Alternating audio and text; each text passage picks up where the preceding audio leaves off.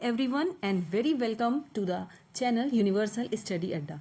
I am Selja Shukla and friends, आज के इस वीडियो में हम कवर करेंगे मॉडर्न इंडियन हिस्ट्री के वेरी इंपॉर्टेंट टॉपिक 1857 की जो क्रांति है उसको।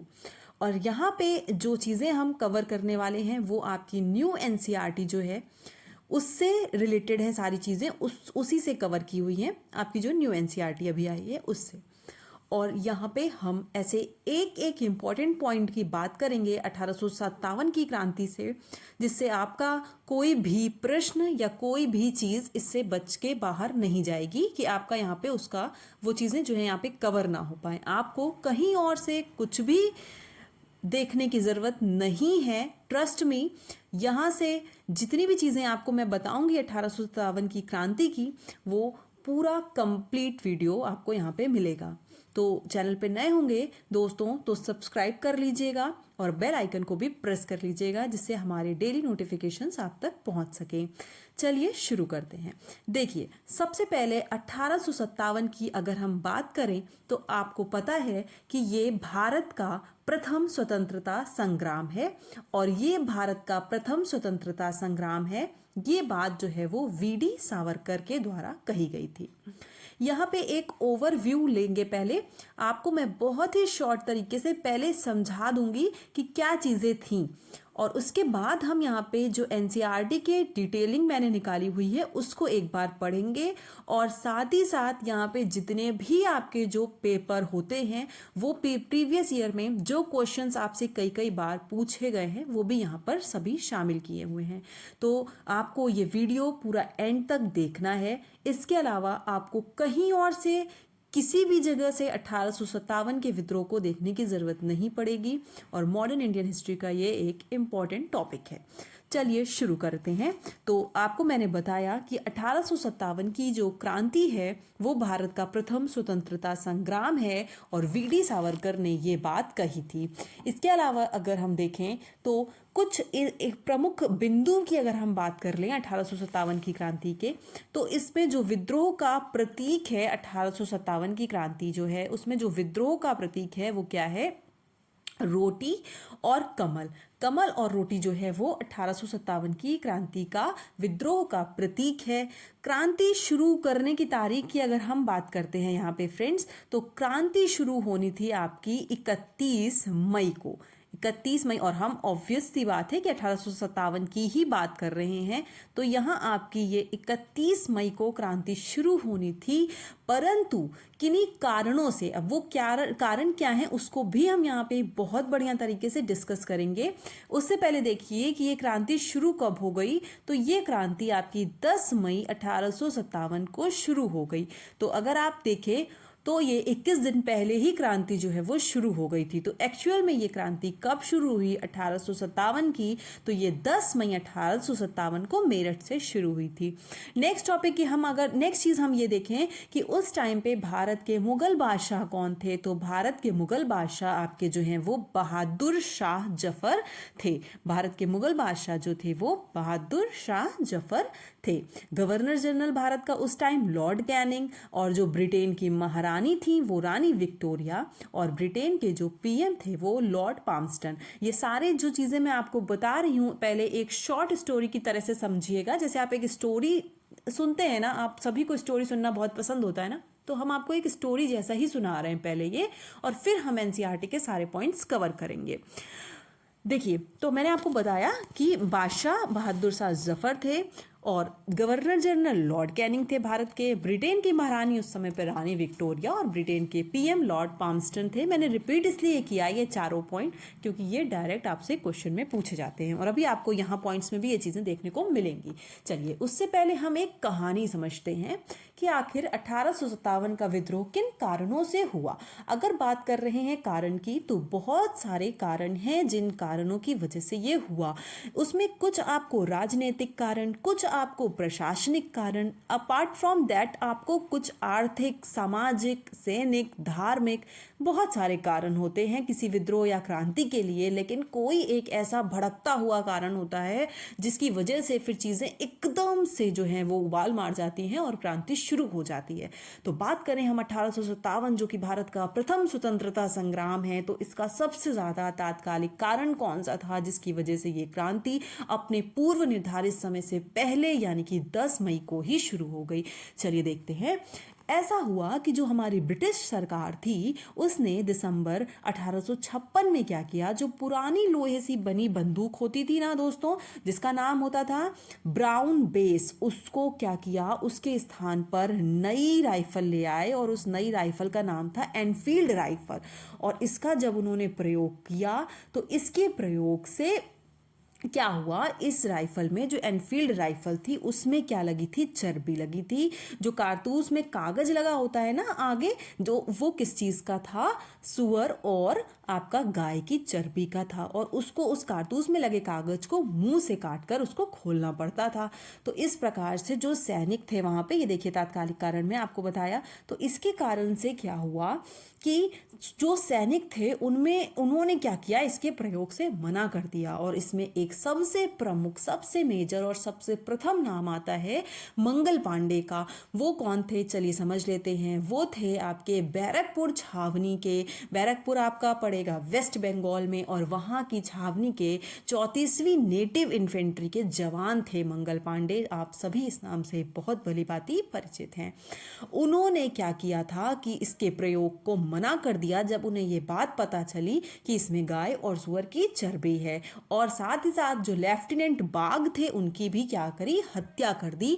तो इस प्रकार से जो ब्रिटिशर्स थे उन्होंने क्या किया, 8 अप्रैल 1857, अब इस डेट को आपको यहाँ पे थोड़ा सा ध्यान रखना है, मोस्ट इंपॉर्टेंट, सीधे पूछता है कि मंगल पांडे को फांसी कब दी गई थी। तो 8 अप्रैल ये डेट आपको याद रखनी है। 8 अप्रैल को जो है मंगल पांडे को फांसी दे दी गई थी और रेजिमेंट को भी जो है वो भंग कर दिया गया था। तो इस प्रकार से ही 8 अप्रैल को फांसी दी गई और जस्ट 2 दिन बाद 10 अप्रैल को समग्र जनता उग्र हो गई, भड़क गई एकदम से। और जितने भी भारतीय सेना में मेरठ में तैनात लोग तो जो थे भारतीय सेना के, उन्होंने क्या शुरू कर दिया, 10 मई 1857 को विद्रोह शुरू कर दिया। और इस प्रकार से जब हम कोई चीज़ इतना बड़ा विद्रोह करने जा रहे हैं तो उसको लीड करने के लिए हमको एक नेता की ज़रूरत थी, एक मुगल सम्राट की ज़रूरत थी। और वो मुगल सम्राट कौन थे, बहादुर शाह जफर को चुना गया, उनको भारत का नया सम्राट चुना गया और भारतीय सेना ने उनको अपना नेता माना। और इस प्रकार से फिर दिल्ली पर अधिकार उन्होंने किया। चलिए अब ये तो था हमारा तात्कालिक कारण, लेकिन इसके अलावा भी बहुत से कारण हैं, जैसे राजनीतिक कारण है और आर्थिक कारण हैं, सामाजिक, धार्मिक और सैनिक कारण हैं। उनकी बात हम पहले कर लेते हैं। यहाँ पे आपके देखिए प्रमुख कारण दिए हुए हैं और सबसे पहला उसमें आपको राजनीतिक और आर्थिक कारण देखना है। देखिए राजनीतिक कारण की अगर हम बात करते हैं तो कंपनी द्वारा मुगल सत्ता को अधिकृत करना, लॉर्ड वेलेजली की सहायक संधि और लॉर्ड डलहौजी की हड़प नीति, जो व्यपगत नीति थी, गोद निषेध, जो गोद आप नहीं ले सकते थे, ये नीति, देशी राजाओं एवं शासकों की उपाधियों से जो उनको वंचित किया जा रहा था और भूमिपतियों एवं जमींदारों की जमीनों को भी जब्त किया जा रहा था। तो ये राजनीतिक कारण में 2 इसमें प्रमुख राजनीतिक कारण आप जरूर याद रखिएगा, एक डलहौजी की हड़प नीति और दूसरा लॉर्ड वेलेजली की सहायक संधि। तो ये 2 मोस्ट इंपॉर्टेंट राजनीतिक कारण हैं। आगे देखिए आर्थिक कारण क्या थे इसके, तो आर्थिक कारण की बात करें यहाँ पे तो ब्रिटिश भू राजस्व जो व्यवस्था थी, कृषकों एवं श्रमिकों की बहुत ही दयनीय स्थिति थी, उद्योग एवं शिल्प का पतन, अकाल और महामारी और साथ ही भारतीय पर करों का अधिकाधिक जो बोझ था। तो अगर 2 आपको मैं कहूँ आर्थिक कारण ध्यान रखिए तो भू राजस्व कानून जरूर याद रखिएगा और भारतीय व्यापारियों से बहुत ही भारी भरकम लगान यानी कि कर वसूलते थे और कहीं ना कहीं प्रशासन में बहुत ही ज्यादा भ्रष्टाचार व्याप्त था। तो ये इसका एक आर्थिक कारण था। अब हम बात करेंगे आर्थिक कारण के अलावा और क्या कारण थे, तो सामाजिक और धार्मिक कारण क्या थे। सामाजिक और धार्मिक कारण ये थे कि जो भारतीय रीति रिवाज हैं, उनकी जो परंपराएं हैं उसमें हस्तक्षेप करते थे, जैसे सती विवाह, विधवा विवाह, शिशु वध पर प्रतिबंध लगाया बड़ा और उसको साथ ही साथ बढ़ावा दिया जाना, साथ ही साथ सरकार द्वारा जो क्या बोलते हैं ईसाई मिशनरी थे उनको संरक्षण दिया जा रहा था। मंदिर और मस्जिदों पर क्या कर रहे थे, टैक्स लगा रहे थे, ईसाई धर्म का प्रचार प्रसार कर रहे थे, पश्चिमी और पाश्चात्य संस्कृति को प्रोत्साहन दे रहे थे। तो ये कहीं ना कहीं हमारे समाज से और हमारे धर्म से जुड़े हुए धार्मिक और सामाजिक कारण थे। उसके अलावा कुछ सैनिक कारण भी थे। अगर सैनिक कारण की बात करें यहाँ पे तो क्या थे कि अंग्रेज सैनिकों उसको जो है वो अंग्रेज सैनिक जो थे उनको अधिक वेतन देते थे और भारतीय सैनिकों को अंग्रेजों की अपेक्षा में बहुत कम वेतन देते थे। चर्बी युक्त कारतूस की घटना तात्कालिक कारण था। यहाँ पे लिखा है सेना में भेदभाव, असमान वेतन, भारतीय प्रतीक और परंपराओं की अवहेलना करते थे। कहीं ना कहीं जब पदोन्नति की बात होती थी, प्रमोशन की, तो उसमें भारतीय सैनिकों के साथ बहुत भेदभाव किया जाता था। ब्रिटिश भारतीय सिपाहियों को जाति एवं पद संबंधी चिन्ह जैसे आपका टीका, चंदन, पगड़ी, दाढ़ी, ये सब जो हमारे भैया धर्म के प्रतीक है, टीका लगाना, चंदन लगाना, पगड़ी या दाढ़ी रखना, तो इस पे भी रोक लगा दी गई थी। तो ये सभी कारण जो थे वो सैनिक कारणों में आपके आते थे। चलिए अब आगे देखेंगे हम यहाँ पे। ये हमने सभी कारण, तात्कालिक कारण और सारी चीज़ें इंपॉर्टेंट समझी कि उस समय कौन क्या था। अब हम यहाँ पे कुछ इंपॉर्टेंट पॉइंट्स को देखते हैं जो आपकी प्रीवियस ईयर पेपर में पूछे गए हैं। देखिए सबसे पहले बात करें तो हमने ये चीज़ देख ली कि नवीन जो राइफल थी, एनफील्ड राइफल, उनके प्रयोग से यही इसका तात्कालिक कारण था। आगे हम देखें तो कई सारे हमने कारण देख लिए, आर्थिक, राजनीतिक, धार्मिक, प्रशासनिक और सैनिक। उसके अलावा हमको ये बात भी पता चल गई कि जो है उस समय ब्रिटिश के प्रधानमंत्री कौन थे। देखिए ये थे विस्कॉन्ट पाल्मस्टन, जो मैंने अभी आपको नाम बताया, पाल्मस्टन।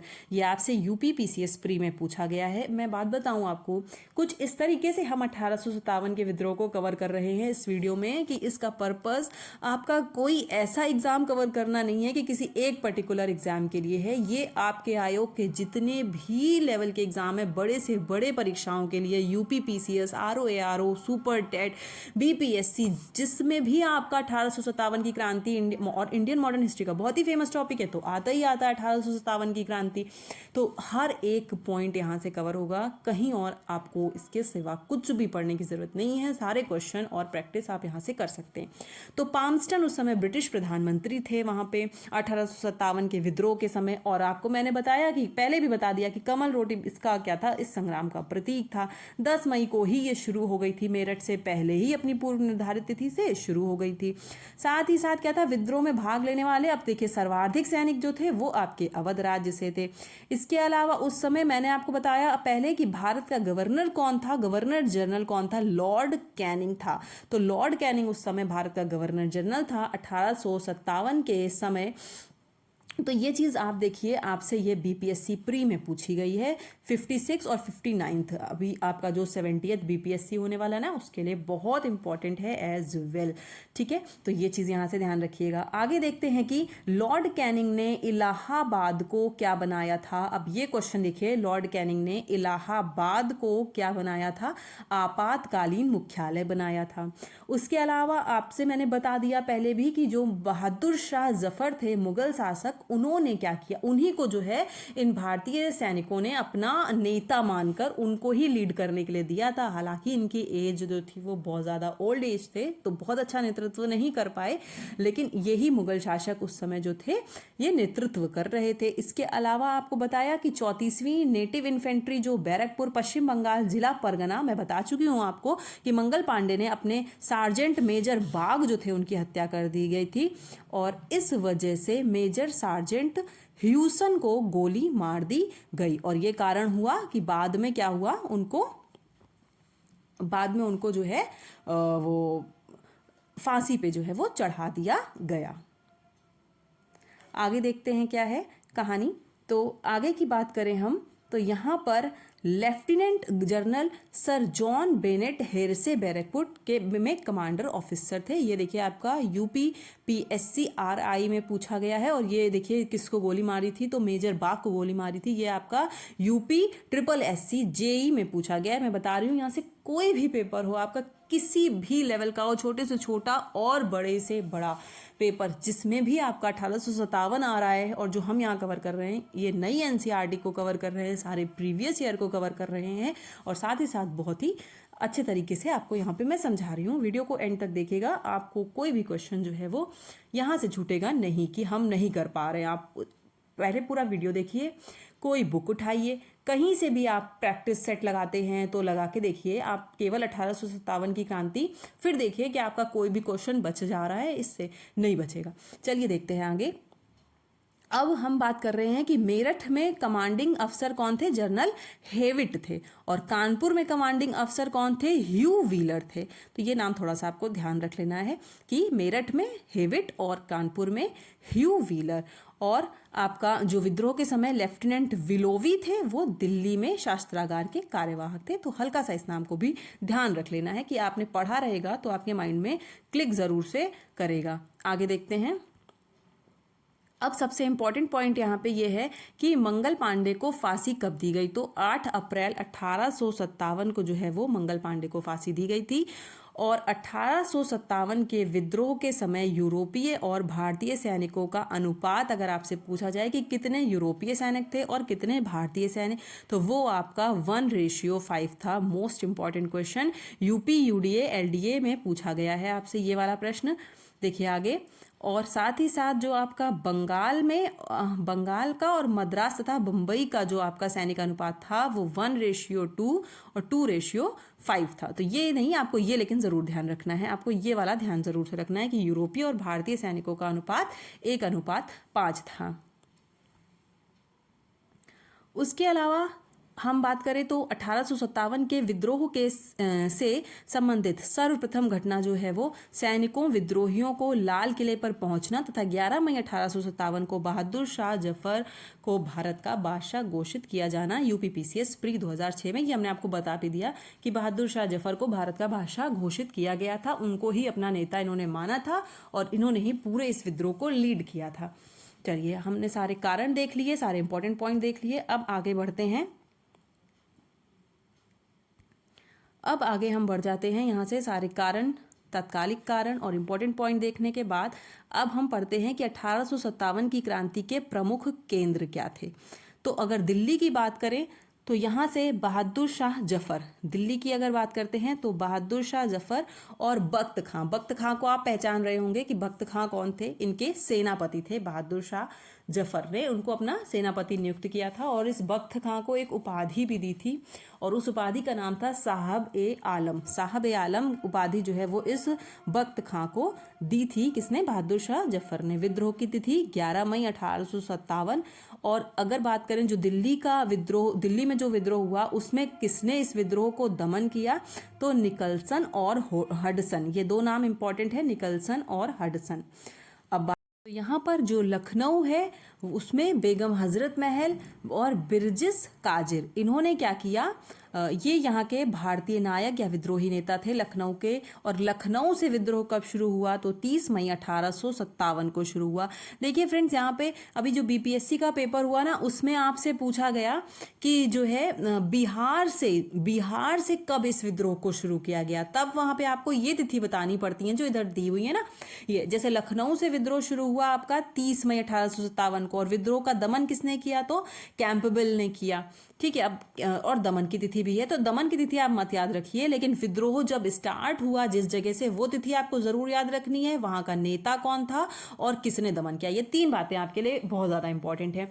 फिर झांसी में आप सभी को पता है रानी लक्ष्मीबाई, झांसी में रानी लक्ष्मीबाई ने जो है इसका नेतृत्व किया। अच्छा, रानी लक्ष्मीबाई की बात करें तो आपको पता है इनका नाम मणिकर्णिका भी था और ये इनका जन्म जो है वो बनारस में हुआ था। इसके अलावा वाराणसी, बनारस जिसे हम कहते हैं। तो झांसी में ये विद्रोह कब शुरू हुआ? तो 5 जून 1857 को शुरू हुआ और जनरल ह्यूरोज जो थे उन्होंने इसका दमन किया। आपको पता भी है कि स्टेटमेंट जो जनरल ह्यूरोज का है, सभी को कमेंट करके बताना है मुझे कि जनरल ह्यूरोज जो थे उन्होंने जो झांसी की रानी थी उनके लिए क्या कमेंट किया था। आपका बहुत ही फेमस कमेंट है ये, आप सभी को कमेंट सेक्शन में बहुत ही बढ़िया कमेंट है झांसी की रानी के लिए जो उन्होंने जनरल हीरोज़ ने किया था, ये आपको बताना है। हालांकि उन्होंने ही दमन भी किया था, लेकिन जो कह के गए वो बात आपको कमेंट सेक्शन में सभी बच्चों को जो है यहाँ पे लिखनी है। चलिए आगे देखें।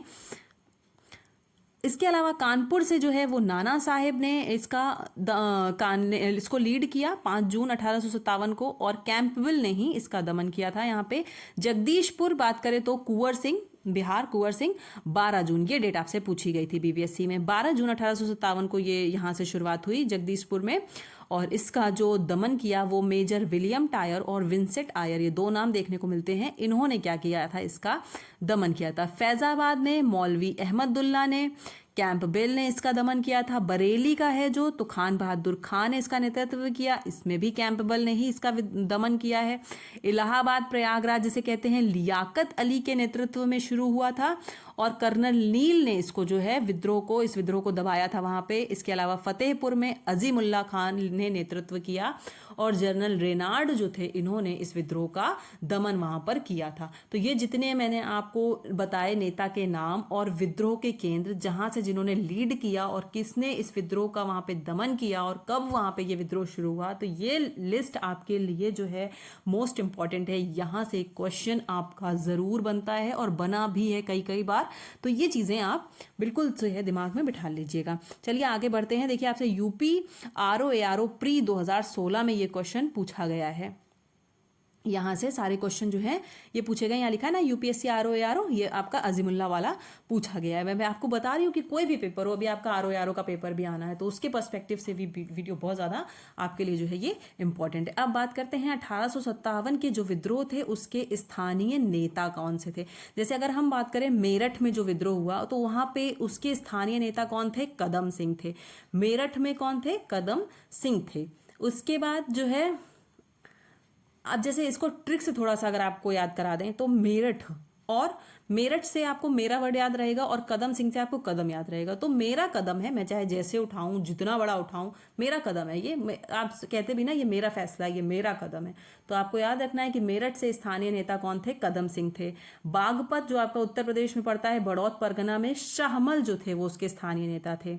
हरियाणा से कौन थे, तो राव तुलाराम स्थानीय नेता थे हरियाणा से। हम कहते भी है ना कि क्यों हमें हराने में तुले हुए हो, कहते नहीं है क्यों हमें हराने में तुले हुए हो, तो हरे से हरियाणा, और क्यों तुले हुए हो हमें हराने में, तो तुलाराम याद रखिएगा। इसके अलावा जो संभलपुर है वो सुरेंद्र शाही, जो मोस्ट इंपॉर्टेंट है वो मैंने आपको ट्रिक से याद करा दी है, संभलपुर के जो है वो सुरेंद्र शाही। चलिए बढ़ते हैं आगे और देखते हैं कि हमारा और क्या इंपॉर्टेंट चीज़ें यहाँ पे हमको कवर करनी है 1857 की क्रांति को लेकर। तो यहाँ पर हम देख रहे हैं कि सुल्तानपुर में शहीद हसन थे। गोरखपुर से, अच्छा गोरखपुर आपको इससे ध्यान रखना है क्योंकि फेमस जगह हो रखी है अभी, तो गोरखपुर से कौन थे, गजाधर सिंह थे। मथुरा से देवी सिंह थे, ठीक है। कोल्हापुर से आपको केवल एक नाम याद रखना है, अन्नाजी फडणवीस थे। सतारा से सबसे इंपॉर्टेंट याद रखिएगा, बाकी आप ये नहीं भी याद रख पा रहे हैं कोई प्रॉब्लम नहीं है, कोई दिक्कत नहीं है, लेकिन जो सतारा है ये जरूर याद रखिएगा। रंगो बापूजी गुप्ते, जिनको रणोजी गुप्ते भी हम लोग बोलते हैं, तो क्यों इनका नाम याद रखना जरूरी है आपको बताऊं मैं, रीजन है, ऐसे ही कोई चीज नहीं मैं बोल रही हूँ, उसका रीजन है क्योंकि जो इस पूरे प्लान को, जो पूरे ये 1857 की क्रांति थी ना, उसकी रणनीति बनाई थी, और उसकी रणनीति किसने बनाई थी, 2 लोग ऐसे थे, एक रणोजी गुप्ते ये सतारा से, और जो अजीमुल्ला खां, अभी मैंने आपको पीछे बताया अजीमुल्ला खां, इन दोनों व्यक्तियों ने इस 1857 की क्रांति की रणनीति बनाई थी, इसलिए ये व्यक्ति बहुत ज्यादा इंपॉर्टेंट हो जाते हैं। उसके अलावा यहाँ पे बस आपको इतना नहीं देखना है, यहाँ पे यही आपके जो थे वो प्रमुख नेता थे, यही सारे आपके प्रमुख नेता थे। अब हम बढ़ते हैं अगले की तरफ। देखिए यहाँ पे आपसे पूछा गया है भारतीय स्वतंत्रता संग्राम 1857, सरकारी इतिहासकार सुरेंद्र नाथ सेन। अब आपसे अगर ये पूछ लिया जाए कि सरकारी इतिहासकार कौन थे, तो सुरेंद्र नाथ सेन या SN सेन थे। ये क्वेश्चन थोड़ा सा अलग है, आपने नहीं भी सुना होगा, और आपसे ये UPPCS प्री 2018 में पूछा गया है, तो इंपॉर्टेंट है। बढ़ते हैं नेक्स्ट पॉइंट की तरफ। 1857 के विद्रोह से संबंधित जो पुस्तकें हैं और उनके जो लेखक हैं, इसमें जो मैं आपको बता रही हूँ केवल आपको उतनी ही पढ़नी है, बाकी ये एक तरीके से लिस्ट लिस्ट आपके सामने है, एक नज़र आप ज़रूर से डाल सकते हैं सारी बुक्स के ऊपर, क्योंकि पॉइंट सारे इंपॉर्टेंट है, न्यू एनसीईआरटी से कवर है। देखिए सबसे important, the Indian war of independence, the जो मैंने स्टार्टिंग ही वीडियो की इसी चीज से की थी, the Indian war of independence VD Savarkar, ये इंपॉर्टेंट है। इसके अलावा the great rebellion Ashok Mehta, most important है, the great rebellion Ashok Mehta, the Indian war of independence VD Savarkar, most important. Next की बात करें, यहाँ पे जो मैं बता रही हूँ वो जरूर याद रख लीजिएगा, sepoy mutiny and the revolt of 1857, RC. Majumdar, RC. Majumdar, sepoy mutiny and the revolt of 1857, most important है। बढ़ते हैं आगे। इस तरीके से आपकी ये इंपॉर्टेंट थी, और एक ये बुक आपकी और इंपॉर्टेंट है, the causes of the Indian revolt, sir Syed Ahmad Khan. अब हम बढ़ते हैं आगे कि 1857 के विद्रोह का स्वरूप की तरफ। अधिकांश ब्रिटिश विदेशी इतिहासकारों ने इसे सिपाही विद्रोह, सामंतवादी प्रतिक्रिया, हिंदू मुस्लिम षड्यंत्र व धर्म विरुद्ध धर्म युद्ध की संज्ञा दी, जबकि भारतीय इतिहासकारों ने इसे राष्ट्रीय आंदोलन, स्वतंत्रता संग्राम व महान क्रांति की संज्ञा दी। ऑफ कोर्स ये बात है, हमारे लिए भले ही इतना सफल नहीं रह पाया, परिणाम इतने अच्छे ना भी निकले हों, मंगल पांडे को फांसी दी गई, इतनी बड़ी बड़ी चीज़ें हुई, लेकिन हमारे लिए कहीं ना कहीं हमारी स्वतंत्रता के लिए बहुत ही ज़्यादा जो है वो कारगर सिद्ध हुआ। इसीलिए हमने इसको राष्ट्रीय आंदोलन और स्वतंत्रता संग्राम जैसी महान संज्ञाएं या महान क्रांति की संज्ञा जो है वो दी हैं। कुछ इतिहासकार और विद्वान हैं जिनके कुछ मत हैं कि उन्होंने इसको लेकर के क्या कहा है। तो यहाँ पे जो सबसे इंपॉर्टेंट है वो हम देख लेते हैं। यहाँ पे सबसे इंपॉर्टेंट पहला देख लीजिए आपका ईश्वरी प्रसाद का, कि ये 1857 का विद्रोह स्वतंत्रता संग्राम था, इन्होंने कहा है। इसके अलावा यह सभ्यता एवं बर्बरता के मध्य संघर्ष था, टी.आर. होम्स ने कहा है। आगे आपको एक वी.डी. सावरकर का नाम जरूर देखने को मिलेगा, वो मोस्ट इंपॉर्टेंट है। अब आपसे अगर ये मान लीजिए आप सबको पता है कि चर्बी युक्त लगे कारतूस इसका सबसे तात्कालिक कारण था, लेकिन अगर पूछ लिया जाए कि ये किसने कहा, तब आप बताइए पी. रॉबर्टसन। पी. रॉबर्टसन ने ये बात कही कि ये तात्कालिक कारण चर्बी युक्त कारतूस था इसका। इसके अलावा जो मैं ढूंढ रही हूं वो ये है कि भारत का प्रथम स्वतंत्रता संग्राम, जिससे हमने वीडियो को स्टार्ट किया था, Vinayak Damodar Savarkar, VD. Savarkar, most important, ये इनका मत था। इन्होंने ही कहा था, हर एक परीक्षा में लगभग कई बार जो है ये चीज़ें पूछी गई हैं आपसे। अब हम फाइनली बात कर लेते हैं कि सारे कारण, किन कारणों से युद्ध हुआ, कौन कौन कहाँ से किसने लीड किया, सारी चीज़ें। चलिए अब आगे बात करते हैं 1857 के विद्रोह के परिणाम की। तो आपको तो पता ही है कि 1857 का विद्रोह विफल रहा। विफल होने के पीछे भी बहुत सारे कारण होते हैं, कोई चीज़ सफल नहीं रही तो क्यों? क्योंकि पहली चीज़ जो लीड कर रहा था वही काफ़ी ओल्ड एज था, वही जो है वो काफ़ी ज़्यादा, इतना उनका स्वास्थ्य अच्छा नहीं था कि वो पूरी मजबूती से ताकत लगा पाते। कहीं ना कहीं सैन्य व्यवस्था, सारी चीज़ें कमज़ोर थी। तिथि से पहले अगर आप कोई चीज़ आपने प्लान की थी 31 के लिए, कर ली 10 को ही, शुरुआत 10 को ही हो गई, उग्र हो गया एकदम से, तो विफल रहा। क्यों रहा? क्योंकि भारतीय राजनीति, प्रशासन, सामाजिक आर्थिक व्यवस्था, राष्ट्रीय संदर्भ में तात्कालिक एवं दूरगामी परिणाम सिद्ध हुए। आगे देखते हैं क्या परिणाम रहे इसके। हालांकि कितना भी विफल रहा हो, हमारे लिए तो ये कहीं ना कहीं बहुत ही ज़्यादा महान क्रांति की संज्ञा हमने इसको दी है। कंपनी शासन का अंत हुआ। परिणाम से हुआ क्या? कंपनी शासन का अंत हो गया, प्रशासनिक परिवर्तन हो गए, साम्राज्य विस्तार की नीति का परित्याग हो गया, सेना का पुनर्गठन हो गया, लोक प्रशासन में भारतीयों का प्रवेश शुरू हो गया, भारतीय सामाजिक धार्मिक मामले जो थे उसमें इन लोगों ने हस्तक्षेप करना बंद कर दिया, और साम्राज्य जो विक्टोरिया थी, इनकी घोषणा थी कि ब्रिटिश क्राउन शासन की स्थापना। तो ये सारे इसके परिणाम रहे। तो कुछ परिणाम इसके अच्छे भी रहे, जैसे कंपनी शासन का अंत हो गया, लोक सेवा में भारतीयों को प्रवेश मिल गया, हमारे धार्मिक सामाजिक मामले में उनका हस्तक्षेप नहीं होगा, तो अच्छा भी हुआ। पूरी तरीके से इसके परिणाम खराब नहीं थे, परिणाम इसके कुछ अच्छे भी थे, तभी हमने इसको महान क्रांति की संज्ञा भी दी है। लेकिन असफल रहा फिर भी। तो क्या असफलता के कारण रहे? क्योंकि विद्रोह का जो स्वरूप था वो बहुत ही सीमित था, और जो जनशक्ति थी या जन समर्थन था उसका अभाव रहा, निश्चित उद्देश्य का अभाव था, साधन सीमित थे, संचार व्यवस्था की भी कमी थी भारतीयों के पास, साथ ही देशी नरेशों व शासक वर्ग वर्ग की गद्दारी, ऐसा तो है नहीं कि सारे राजा इसमें आपके साथ खड़े हुए, कुछ तो गद्दार होते ही हैं और उन गद्दारियों की वजह से पूरी तरीके से ये विद्रोह जो है सफल नहीं भी हो पाया। विद्रोह के घटनाक्रम में विविधता, अब घटनाक्रम में विविधता जैसे होना था 31 को हो गया 10 को ही। इसके अलावा कैनिंग जो था वो बहुत दूरदर्शी था, उसने पहले ही सारी चीज़ें भाप ली थी, तो कहीं ना कहीं इतनी दूरदर्शिता का जो है, इतनी अच्छी दूरदर्शिता हमारे भारतीय सैनिकों में नहीं रही, ये भी एक असफलता का कारण बना। उसके बाद अंग्रेजों का सैन्य संगठन और एकता, उनके बीच में बहुत अच्छी यूनिटी थी, यहाँ यूनिटी का अभाव था, तो इस कारण से भी जो है 1857 के विद्रोह को की असफलता का कारण बना। अब हम पढ़ते हैं 1857 के विद्रोह के प्रमुख तत्व और उसके बाद हम करेंगे इस वीडियो को एंड। यहाँ पे देखिए 1857 के विद्रोह के प्रमुख तत्व, जो प्रमुख तथ्य जो है वो मोस्ट इंपॉर्टेंट है कि झंडा गीत की रचना हुई 1857 के क्रांति के समय। झंडा गीत की रचना किसने की? अजीमुल्ला खां। यहाँ से सारे पॉइंट देखते चले जाइएगा क्योंकि एनसीईआरटी को, नई वाली एनसीईआरटी को हमने कवर किया है, नए क्वेश्चन आपसे यहाँ से जरूर बनेंगे। अजीमुल्ला खां नाना साहब के सलाहकार थे, सीधे से पूछ सकता है नाना साहब के सलाहकार कौन थे, तो अजीमुल्ला खां थे, और इन्हीं अजीमुल्ला खां ने झंडा गीत की रचना की थी। 1857 के विद्रोह के समय तोपखाना का मुख्यालय कहाँ था? तो मेरठ में था। बहादुर शाह के मुकदमों के जज मेजर हैरियट ने उन्हें निर्वासन की सजा दी थी। 1857 के विद्रोह में दलित महिला झलकारी बाई ने सक्रिय रूप से भाग लिया था। दलित महिला का नाम पूछा जाएगा तो झलकारी बाई। बेगम हजरत महल को किस नाम से बुलाया जाता था या किस नाम से प्रसिद्ध थी? तो महक परी के नाम से बहुत प्रसिद्ध थी बेगम हजरत महल।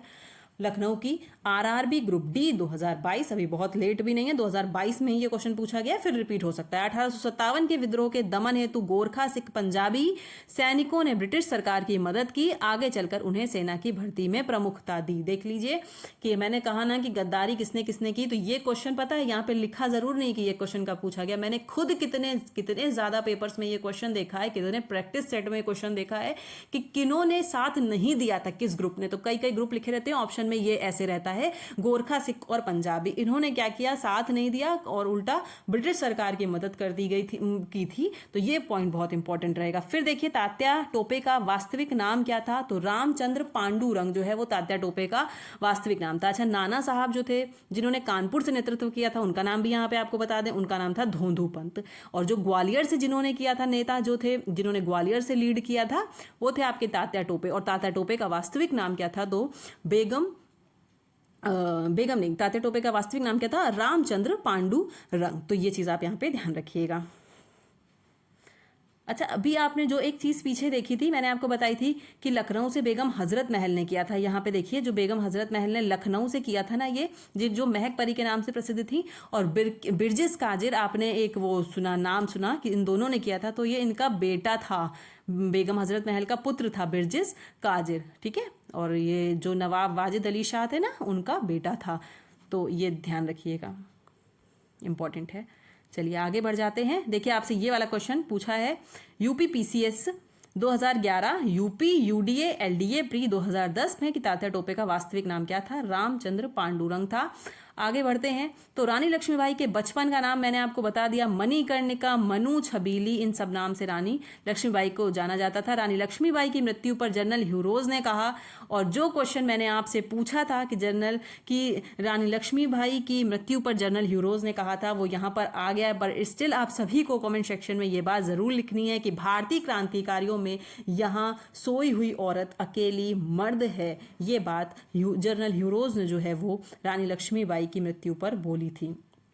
आगे बढ़ते हैं। 1857 के विद्रोह के दौरान मुगल शासक बहादुर शाह द्वितीय ने जनरल बख्त खां को, ये भी मैंने आपको पहले ही पॉइंट बता दिया था, मैंने जो आपको एक शॉर्ट सी स्टोरी सुनाई थी ना, बहुत बढ़िया, उसमें लगभग सारी चीजें मैंने पूरी वीडियो की एंड कर दी थी। देखिए यहाँ पे साहब ए आलम बहादुर की उपाधि अगर पूछा जाए किसको दी थी, तो बख्त खां को दी थी। किसने दी थी? मुगल शासक बहादुर शाह द्वितीय ने दी थी। उसके अलावा आगे बात करें तो 1857 के विद्रोह के बाद मेजर जनरल जोनाथन पील की अध्यक्षता में गठित पील कमीशन, अब आपसे पूछेगा कि पील कमीशन जो है वो किससे संबंधित है, तो आप बताएंगे 1857 के विद्रोह से संबंधित है। इसने भारतीय सैनिकों की तुलना में यूरोपीय सैनिकों का अनुपात बढ़ाने का सुझाव दिया, जबकि रॉयल कमीशन ने बांटो और राज करो जो है ये वाली नीति का सुझाव दिया।